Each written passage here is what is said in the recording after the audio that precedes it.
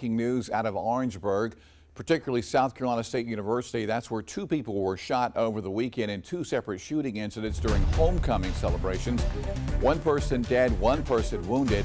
And tonight we're hearing from the university president. Our Kiki Gushu is in Orangeburg tonight on the campus of South Carolina State right now with the latest on the investigation. Kiki? JR, I'm here at South Carolina State University with a News 19 exclusive. We just found out that class is canceled again for tomorrow, Tuesday, and that the campus is remaining strong. They're leaning on each other, and they're really leading with that resilient bulldog spirit.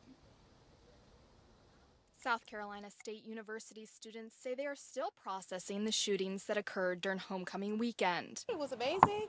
We had the homecoming parade. It was such an amazing vibe, just seeing some previous alumni, just the whole community come together and celebrate each other. It was amazing. But the celebration turned to chaos as gunfire broke out near campus housing.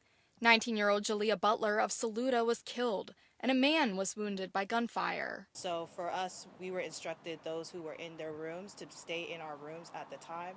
They had the tape pulled out in the area so just to make sure that people were secure, ensure that nobody was moving around, so to help avoid like a stampede or the issues of security, so that they told people where to go. While frightened, student government member Rejoice Anali felt protected. One thing I can say is that throughout the night and even to the morning and now, we've had a great response from our university, from SLED. We had people around, we had security guards all over, even in this space now, to make sure that students are good. Student body president Zaria Tucker says she wants others to know that students still feel safe.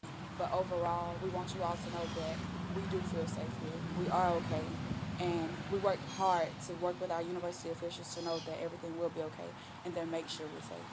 At a press conference Monday, University President Alexander Conyers gave a key piece of information.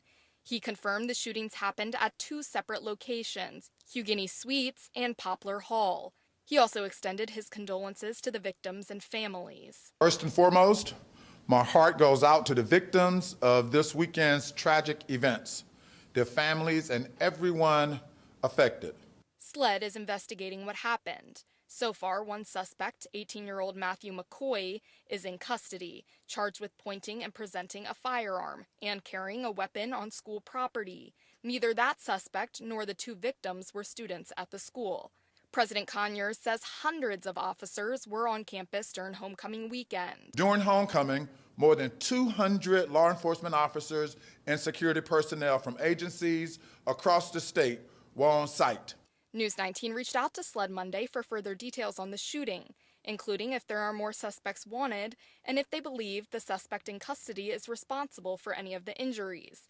SLED declined to comment, however, saying this was an ongoing investigation. Meanwhile, President Conyers announced new safety measures in the wake of the shootings, including a police substation near Hugueny Suites in the next 20 days.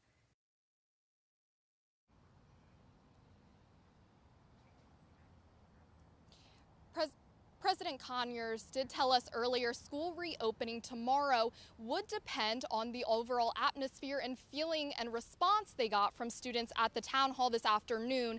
Now, they decided that tomorrow, Tuesday, October 7th, school will remain closed and campus activities will be not happening. Live in Orangeburg, Kiki Gushu, News 19, WLTX. All right, Kiki Gushu from SC State University, thank you so very much.